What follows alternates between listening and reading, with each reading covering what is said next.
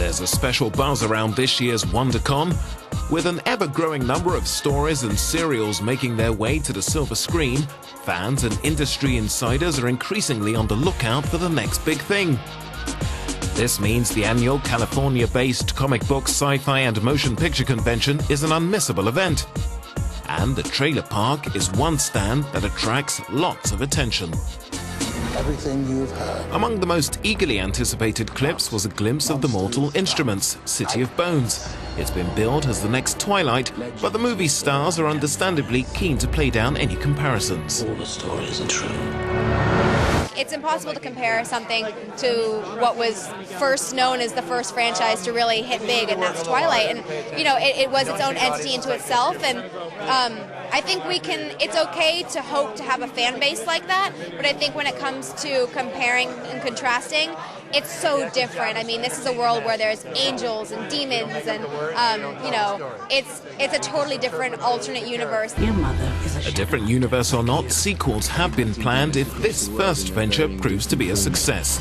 The Mortal Instruments is set for general release in most cinemas around the world in August. Beings of immense power. Strong enough to restore balance and protect the world in a war against evil.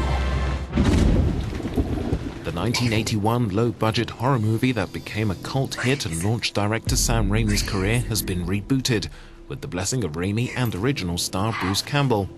The film revolves around a group of young people who encounter an evil presence in a remote cabin in the woods. What follows will hardly be a surprise, but it is often shocking. It turned out to be a little bit more hard than it was fun. It was mostly torture.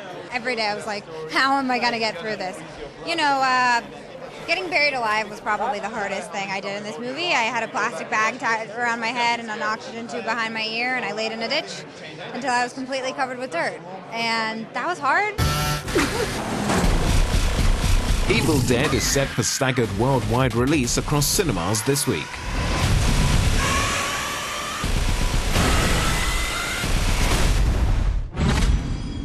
The latest scary movie from Saw and Insidious director James Wan aims for some real-life grounding. The Conjuring is a story about a pair of real-life ghost hunters who are played in the film by Insidious star Patrick Wilson and The Departed's Vera Farmiga. The film is basically a story based on Ed and Lorraine Warrens and one particular case that they investigated, and that involves a family growing up in Rhode Island, and the troubles, the supernatural troubles they encountered while living in this farmhouse. Who's ever down there? I'm gonna lock you in now!